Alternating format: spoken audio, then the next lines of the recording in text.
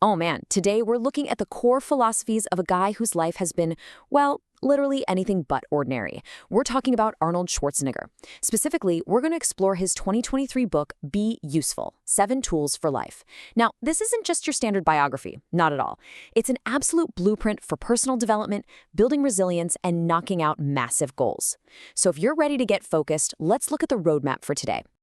All right, here's how we're going to break this down. First, the core principle. Then, the target. After that, we'll hit the grind, move on to the impact, and finally, wrap it up with the verdict. So let's get right into section 1, the core principle.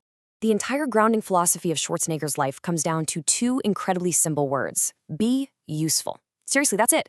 It was actually the best piece of advice he ever got from his dad, and it serves as the absolute core message of this entire text. Now, he's not just talking about keeping busy for the sake of it. No, it's a guiding principle. It's meant to make sure your life isn't just, successful on paper, but fundamentally meaningful and impactful. It is literally the engine that powers all 7 tools we're about to dive into. And hey, if you're sitting there wondering if this simple advice actually works in the real world, just consider this wild evolution. These tools haven't just been theorized in a vacuum. They've been intensely stress-tested across 3 wildly different career peaks. I mean, think about it.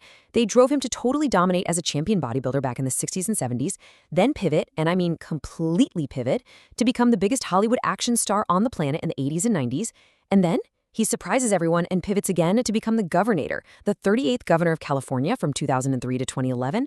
The sheer adaptability of these tools to drive success across sports, entertainment, and politics, honestly, it's what makes this blueprint so absolutely fascinating. All right, moving on to section 2, phase 1, the target. Okay, so tool number 1 is to have a clear vision.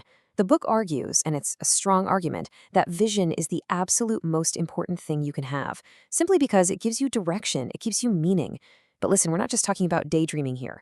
A clear vision acts as this highly practical mental image that you literally use to filter every single choice you make during your day.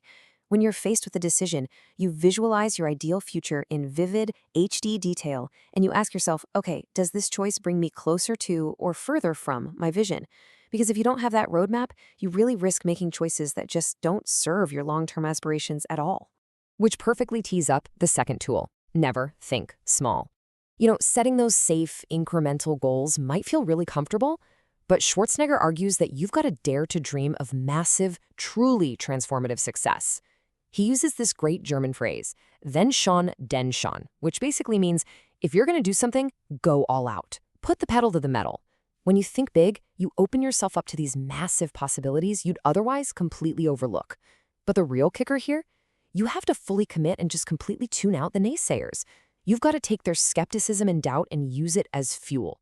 Remember, almost every great achievement was considered totally impossible right up until someone actually did it. That takes us to section 3, phase 2, the grind.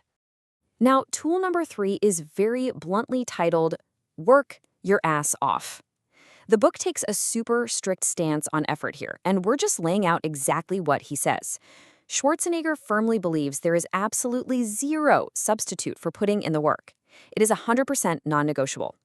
Real success almost never comes without making serious sacrifices, putting in those grueling long hours, and pushing way, way past your comfort zone. I mean, think about it. You have the exact same 24 hours in a day as everyone else, right? The only real difference between success and mediocrity is how ruthlessly you maximize those hours. You've got to prioritize the tasks that actually move you towards your vision and aggressively, unapologetically eliminate the time wasters. But here's the thing, working hard in a vacuum just isn't going to cut it. That's where tool number 4 comes in. Sell, sell, sell. You have to be the single most motivated salesperson for your own vision. Because honestly, if you don't sell it, literally no one else will.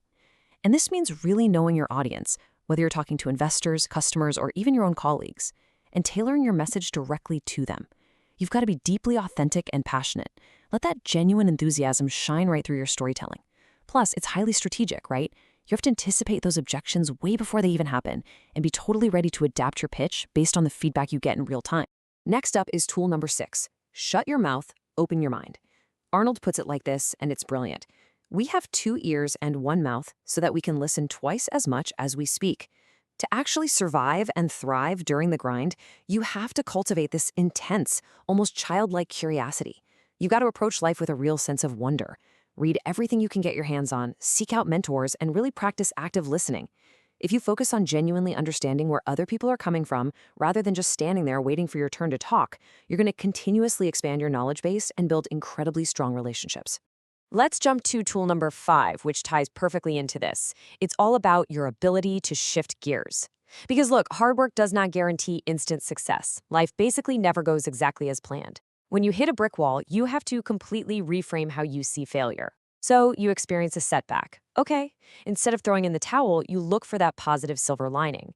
Then, and this is the absolutely crucial part, you extract the data. You literally just view the failure as valuable information about what didn't work. Once you've got that data in hand, you adjust your approach, shift gears, and try again with a much smarter, refined strategy. Failure isn't the end of the road at all. It's literally just a stepping stone. And that brings us to Section 4, Phase 3, the impact. So consider this for a second. What actually happens when you hit that target? You've achieved your massive vision. Where do you possibly go from there? The book forces a massive pivot right here. It shifts the narrative entirely away from your own personal, internal goals and focuses completely on external contribution. And this perfectly tees up the 7th and final tool, break your mirrors. In the text, Schwarzenegger explicitly says, "Don't ever call me a self-made man." He demands that successful people essentially shatter that mirror of self-absorption, look through the broken glass, and actually see the people out there who need help. You absolutely must acknowledge the support systems, the mentors, and the lucky breaks that got you to where you are today, and express some real, genuine gratitude. But even more importantly, you got to pay it forward.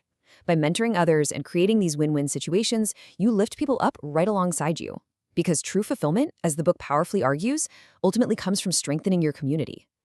Finally, we arrive at Section 5, Success and Final Verdict. So how has this blueprint been received? Well, the response has been incredibly strong.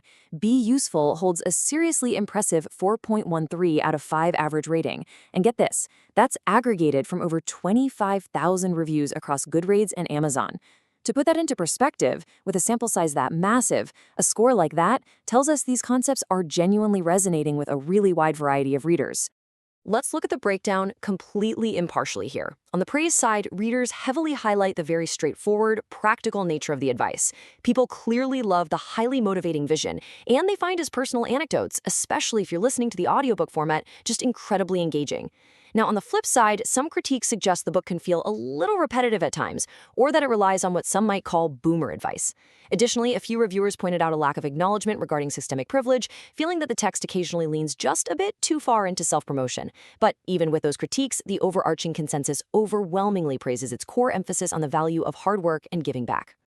Which leaves us with one final, incredibly important thought to chew on. We've walked through the whole timeline today, right? From forming that massive, audacious vision, to putting in the totally non-negotiable hard work, and finally, to pivoting toward real community impact. The tools are laid out right in front of you. So the question isn't just about what your massive goal is going to be anymore. It's about what happens next. How will you choose to be useful in your own community?